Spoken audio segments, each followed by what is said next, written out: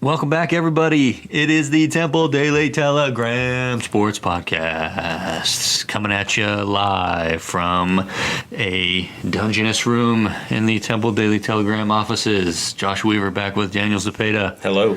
And Marcus Hood. Howdy. Was that upbeat enough? That was a lot of energy. It was good.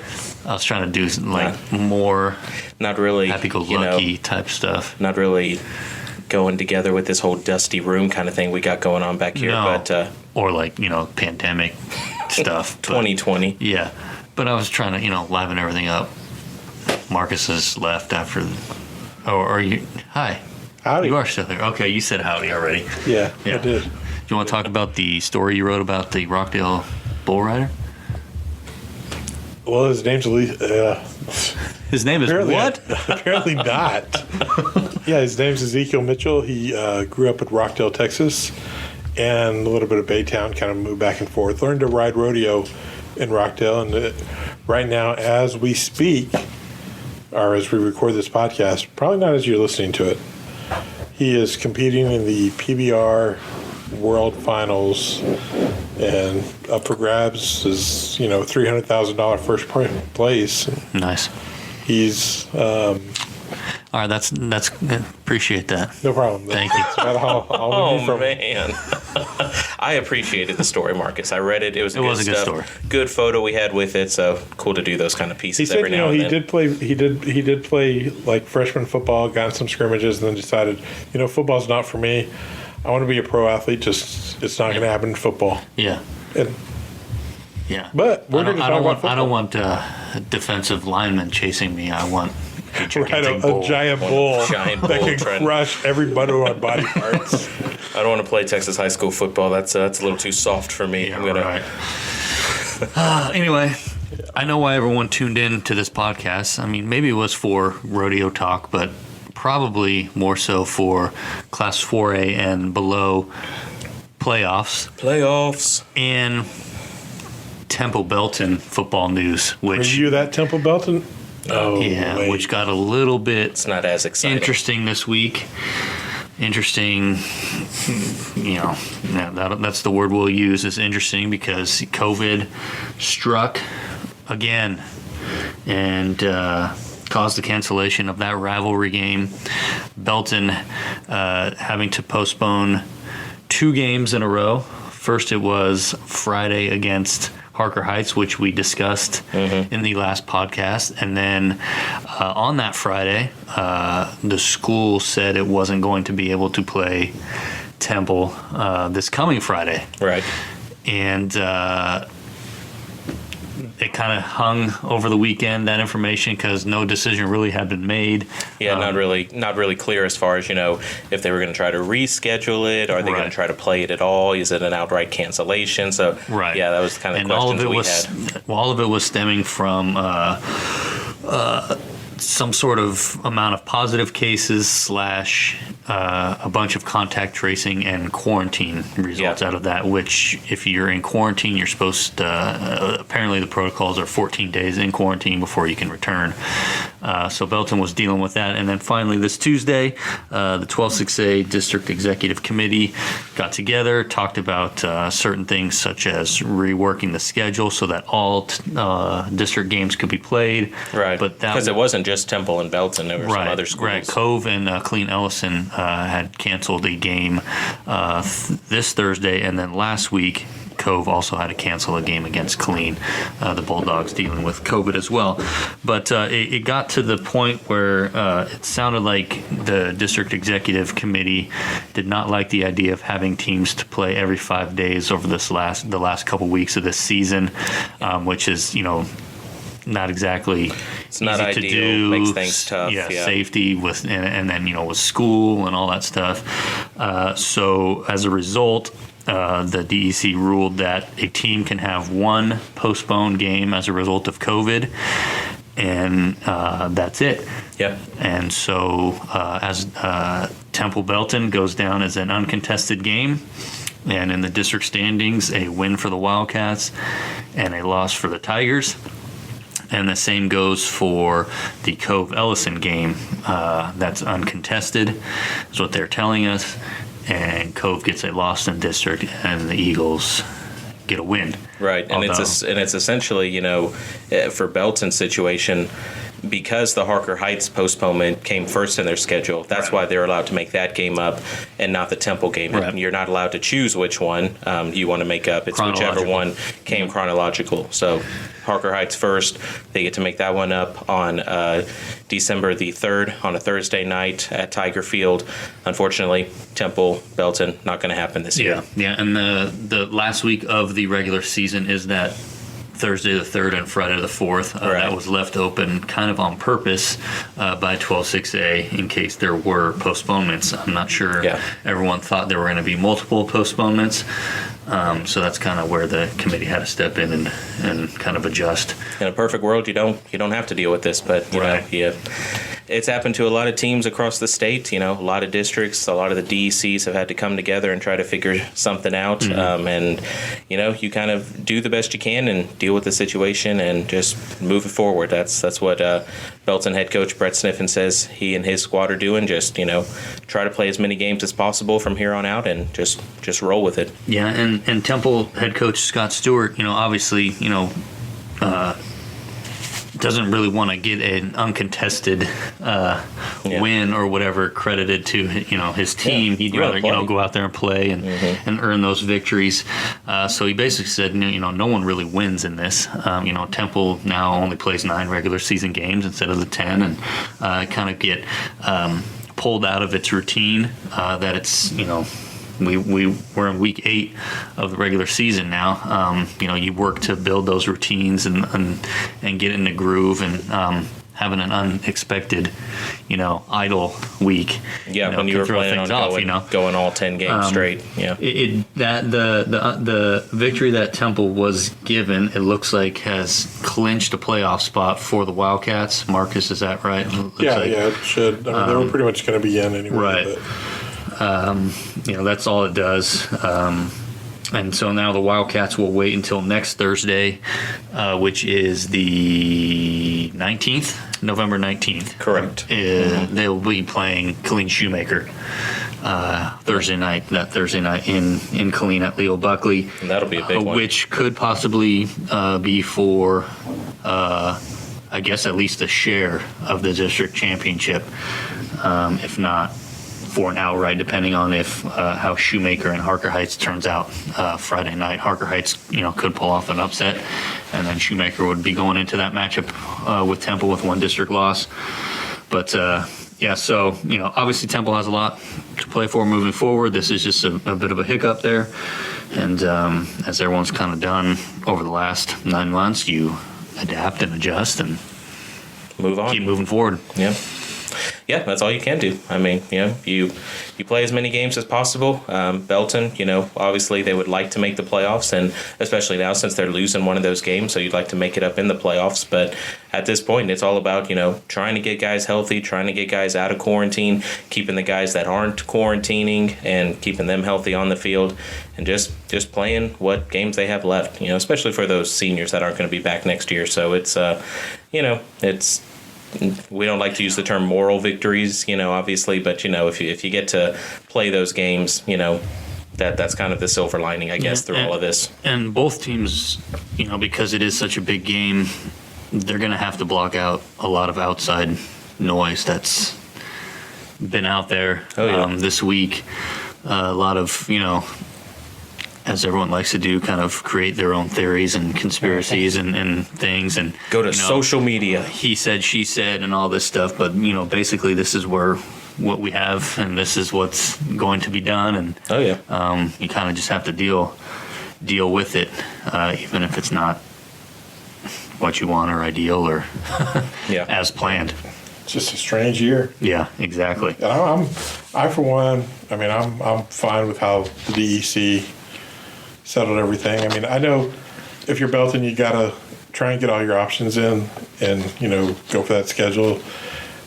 Everybody's got their say in it, and, you know, it I mean, like y'all said, in the best case, in a perfect world, this isn't going to happen. We're not dealing with this, but, you know, if the DEC were to reschedule Belton and, you know, accommodate for, like, get everybody in on like a Wednesday Monday. I mean, what happens when the next team then comes down with Exactly. COVID? Yeah. I mean, then you're basically the next team gets screwed out of their potential schedule. Yeah. So Right, and that's what Belton and Sniffen were kind of hammering home the past week as this has been getting played out and getting decided, is that it's really unfortunate that this has happened. They hate it that it's them, but you can't point to any game and say, oh, we didn't have COVID before and now we do have COVID. Obviously it was this trip or it was this team when we faced these guys or something like that. You can't do that. And Belton just wanted to try to make things as easy as possible, not mess things up, as just be as least counterproductive as possible, I guess. Just try to keep everything on course as much as possible. So, yeah, I mean, when ultimately, that game's not going to get played between Temple and Belton, but, just making it kind of the league standard from now on, that if you have a postponement, you get one that you can make up in that last week. But after that, you have to, goes down as a uncontested game. So, Yeah, and you go back to the what if, like you were talking about, Marcus, if all of a sudden you rework the schedule, and another team gets it. I mean, you've now run out of time and space on the calendar and everything else, and those uncontested games or whatever could right. make a massive difference as far as those last 3 playoff things. And they talked a lot about equitability in this in this meeting, or was one of the reasons Right. for their decision, and just making that playing field feel as level as possible at this point. and this of was the season. already So, and this was already going to be a tough district to get those final couple of playoff spots. So I mean, it was going to be tight, and then this happened, and now it's Yeah, Yeah. I mean, it's whatever. Yeah, so just to reiterate really quick, Temple now is 5-0 in district, and it has 2 regular season games left. The Shoemaker game that we already talked about, and then the regular season finale that following Friday against Colleen. Belton has next Belton week. will play Colleen Ellison next week. Then they will play Harker Heights the following week, and then they'll play Colleen Ellison next week. Then they will play Shoemaker that following week, and then they will end their season Thursday, December makeup 3rd, date, yeah. against Harker Heights. All 3 of those games are going to be at home at Tiger Field, so that's one positive. You get your last 3 games all at home for Belton. All right, so that's that. That's what Temple and Belton folks are dealing with this week. Some exciting games on tap for a few of our area teams. First round of the playoffs. It is. Oh no! What did I say? It was Wednesday earlier when we started this. I might Monday, have. Tuesday, Thursday, But anyway, Wednesday. it is actually Thursday night. Right. When we are talking about this, we usually do this Wednesday. We had some equipment problems last night, so we had to do it Thursday. And because it's Thursday, we have a playoff result. Holland defeated Centerville 28-20 Go Thursday Hornets. night in the 2A Division I playoffs. right. So there you go. That's Holland. one playoff game for our area team in Holland the books. is moving on. And if I know Brad Talbert, like I think I know Brad Talbert, he's like, well, we're happy we got the win, but we gave up 20 points, and we got to do something about that. And that game was what, like 28-7 or I think it was pretty much like that. 21-7. I'm So not I mean, yeah, they had Holland, a, I think yeah. Holland only scored 8 points in that second half. Yeah. Yeah. So they had command of it, and we weren't there, so we don't know. Maybe Talbot kind of saved some starters. So you don't know the story, Right. but they get the win nevertheless. But what we do know is that coming up for the rest of the weekend, Friday night, Class 4A, Division II by district matchup, Salado versus Rusk. That's at A&M Consolidated's Tigerland Stadium. Rematch. It is a rematch from last year's first round. Salado is playing really well and has been playing well since week 3. They've won 8 in a row. And that's a matchup of Eagles, so we can't say the Eagles this and this. We have to Well, I go think with the Eagles will Salado probably and win. Rusk. Yes, the Eagles will win. I don't know. I have a feeling that the Eagles are probably going to lose that one. Oh, so come on, Daniel. I Always just- looking at the negative side of things. I'm sorry. Look, all I can say is the Negative Eagles will win, Eagle. but they'll also lose. So we'll see what happens. Balance that out. You're like a politician these days. Hey, Also, 7:30 Friday night, Rockdale versus Columbus in a 3A Division I by district game. Rockdale goes into that one 6-4. Columbus 8-2. That is a 2 versus 3. Rockdale being the 3, right? Or is it vice? No, that's versa? correct. Okay. Because that Rockdale, what was that, 11-3A1? It was Lorena, McGregor, Rockdale, and Academy. Yes.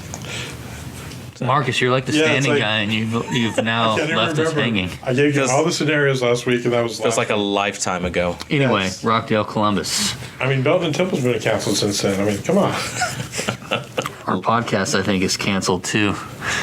Hello. Cancel culture. In 3A2, Rogers versus Tidehaven. That's 7:30 at Navasota's Rattler Stadium. Rogers 5-5, Tidehaven 5-4. In 2A Division II, Granger versus Rock Springs. That's at 7 o'clock at Gordonwood Stadium in Brownwood. Granger is 7-2, and Rock Springs is 7-2. And on Saturday, we have Academy against Hallettsville. That's a 2 o'clock start at Bastrop Memorial Stadium. Academy, the Bumblebees, 7-3. That's the most wins they've had, I want to say 5-6 years or so. It's been a while. They Yeah. made the playoffs. I know they made the playoffs a couple years ago, times. but yeah, they didn't have that many wins. But that 7 wins is the best in a few years. And then Hallettsville is 8-2. That's a 4 versus 1. Hallettsville, the 1 seed out of the district, and Academy, the 4 seed, which is incredible. 7-3 in the 4 seed. You know, a lot of times Yeah. in the lower classifications, the 4 seed might be like 2-8 or something like that. But no, Academy, but you don't have an many. impressive 7-3. Yeah, you don't have many districts like 11-3A1. So I was going to say, they had to win their game last week just to get that 4 seed. Right, and beat a really good team with a really Yep. good player on it to get there. So yeah, Marcus, you mentioned that Salado Rusk is a rematch, and a bunch of Salado's players were in that game, including Noah Mesher, Rook Brown, and Reed Vincent, 3 guys who carry the ball quite a bit. They had great games last year in that one, and Yeah, I was going to say, I think I don't remember. Yeah, I think you have yeah, in front of like 500. they rushed something. for 535 yards last Yeah, it year, was- and it's more of the same this year. Yeah, I mean, I don't really expect much different result. I mean, what was it? 57-16 was last year's score. Yeah. I mean, it would not surprise me. I don't think Salado's going to score that many, but it's not going to surprise me if it's that one-sided again. I mean, of course, Rusk probably has a lot of their same players back, but this is, like you said, I mean, this is a Salado team that's just, they're playing with purpose right now. They're playing really good on both sides. Offense and defense is clicking. just rolling.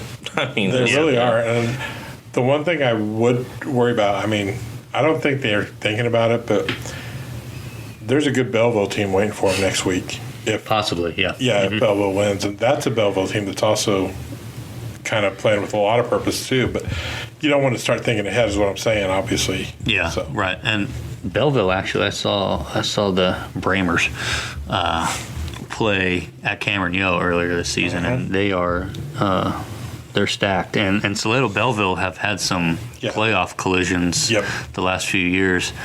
The most recently was 2017, I believe. that sounds right. It might have been in the 3rd round. I can't remember exactly which round, but it was an overtime game that year, in which Salado won on a pass, no less, passing right. touchdown. But so yeah, I mean that you're right. I mean that's a you don't want to look ahead, but that's a good one to look ahead to. Just the possibilities Oh, in yeah. that game. Yeah, that's the thing. Salado the kids, they need to be thinking about Rusk and. Oh yeah, I'm Not sure they are. I thinking- mean, Alan Hare, he's got those guys just. Yeah, I mean, so focused and dialed in usually. I mean, there's not a lot of I'm just thinking, sidestepping over there. Yeah, you're just thinking though, some of these kids, because they did play last year, were thinking, we killed these guys last year, 57-16. So, you don't want them to get thinking that way. It's going to be easy for us again. what do we have next week type of deal. That's what I'm saying, really. Yeah, and it's kind of easy nature. I mean, to kind of just start looking like, okay, well, if we take care of business this week, who's waiting for us? Okay, what about the week after? And because that stuff, for us, it's intriguing, to look at the matchups, and we're not the ones even on the field playing. So, I mean, you can imagine how it is. But going back to what you said, Josh, I mean, Alan Hare's been there long enough to really know how to get these kids in shape. They're going to be mentally ready. They're going to be focused, sharp. And, I mean, yeah, like you said, Marcus, I think it's going to be Salado. Could be Salado by a lot, but regardless, they'll be ready to roll. Rockdale against Columbus. Rockdale 6-4. I mean, that doesn't look, appealing on paper, but again, 11-3-1. Yeah. And the Tigers haven't been past the first round since they won that state championship in 2017. So the last couple of years, it's been a one and done, I believe. Yeah. So, that's obviously, their first goal is to get past this opener. And, Columbus, obviously not in our coverage area. I don't know a whole lot about them, but 8-2, that's, pretty solid. And from what you say here, Marcus, nice little run pass option attack there. Right. I mean, it's nothing really that Rockdale doesn't see when playing the teams that they play. I mean, I haven't seen it in person, but your typical run pass option is kind of built out of a one back shotgun type thing, usually. Kind of similar to what Rockdale and Cameron both run, really. So Yeah. they're going to know it. They're going to be able to defend it. Are they going to be able to beat it? We're going to find out, obviously. Yep. Right. So. Rockdale probably just happy not to be facing Grandview in the first round. Yeah. They faced them last year. Did they face them again for the last 2 years? Do we know? I don't remember. Sure. I know last year for sure. Grandview kind of just wreaked havoc on that whole district there on their way to a state title. But And the winner between Rockdale and Columbus gets either Cold Spring, Oakhurst, or Woodville. So there's that. Rogers and Tidehaven. Rogers, we mention it here, and if you pick up Friday's edition of the Temple Daily Telegram, you can read some of these playoff capsules. But we mentioned that Rogers started the season 1-4. They finished 5-5, so 4-1. After that slow start. good turnaround. And I think that one was Franklin maybe in district, Yeah, that something sounds like right, that. yeah. But this team with a decent amount of guys back from last year's playoff team that went 3 rounds last season. So and if you're playing well going into the playoffs, that's a good sign, obviously. And the winner there gets Poth or Skidmore Tynan. Yeah. Yep. I don't even know what that is. I really don't. But What is that?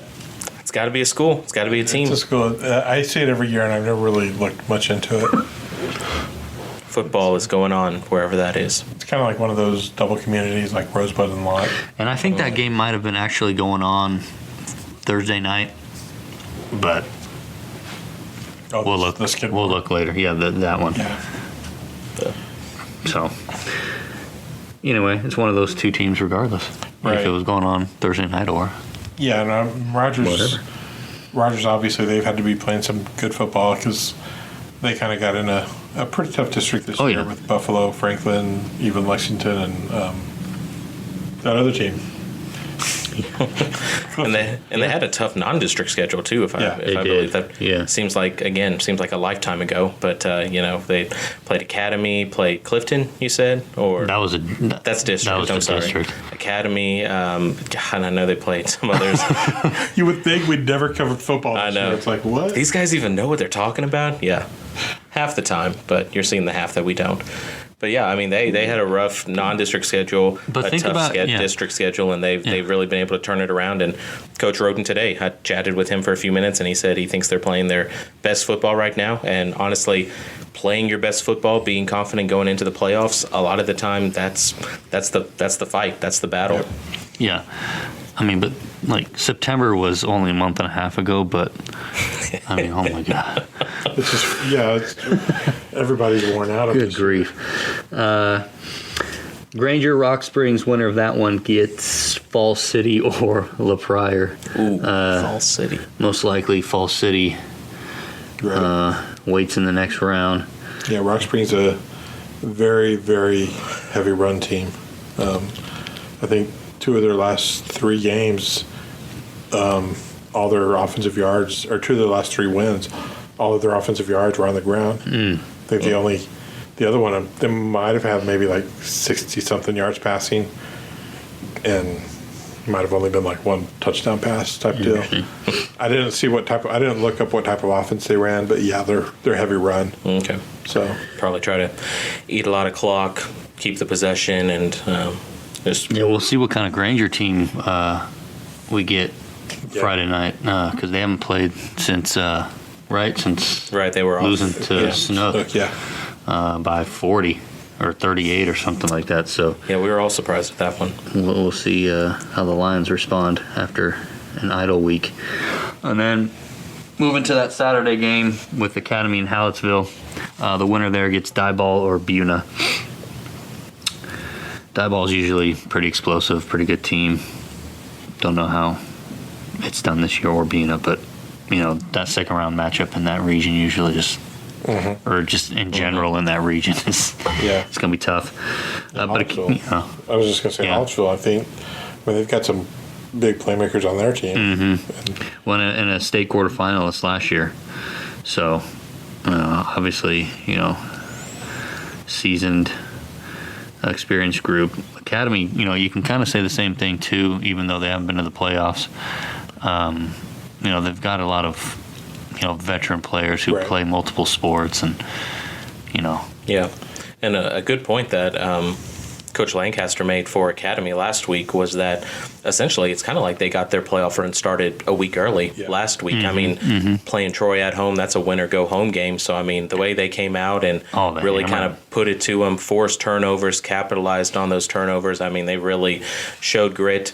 It's a team that, like we said, they haven't been to the playoffs a whole lot in recent years, but the way they're showing the maturity, showing the experience, and how Coach Lancaster has that defense and the offense, frankly, just playing at such a high level, you can't count them out. This being a 1-4 matchup, people will probably lean towards Hallettsville, but again, when you're the 4 seed out of probably one of the toughest 3A1 districts in the state, that 4 doesn't mean a whole lot, in my opinion. Right. Yeah, that's the thing I think we've been kind of saying all along. I mean, I've kind of felt that, like, the teams that get out of 11-3A1, they all have an opportunity to go quite a long ways this year. I mean, they've already faced probably some of the tougher competition they're going to face all year just in this district. So, and Academy, winning that game last week, the whole Jerry Cephas to Colin Mraz 5 times for touchdowns. Seemed like a pretty good combination. Yeah, it was working last week for sure. And, I'm sure they're going to have something up their sleeve this week to see what they can do. By the way, I like the 2 p.m. Saturday. That's kind of cool. That is nice. That's nice for deadline, like man. Just that's a cool. I like afternoon thing. games. I mean, Friday night. It's kind of like awesome, It's kind of like Big 12 right. start times. I probably won't have the same Big 12. Well, mine actually this year. The crowd. Yeah. Yeah. Socially distanced. So we also have one just straight up district game, and that's in TAP 6-man, District 4, Division 2. Holy Trinity Catholic is at Marble Falls Faith. And then in our other TAP school, Central Texas Christian, had its game canceled by its opponent because of COVID. Oh, sorry. Did I? No, that was perfect timing. I like right over the drum roll. It was fine. Sorry about that. We can try that again next We're all on week, the same page. We can fix it in post. Yeah, okay. Good luck with that. Yeah. No, it's post? It's Poth. Oh, yes. Yes, obviously our listeners, all 3 of them, no, we don't do any post-editing. Oh, man. Well, got some good games. Hopefully, Temple and Belton will get back on track with their district slates moving forward. And we'll next podcast preview the upcoming games next week and talk about those matchups for Temple and Belton. I was especially upset not to see Temple Belton play. Yeah, because you haven't seen it yet. I have never seen a Temple Belton game, and I've never seen a football game at Wildcat Stadium. So I was kind of looking to check those things off my list. But 2020, man, strikes again. Yes. Wait until next year.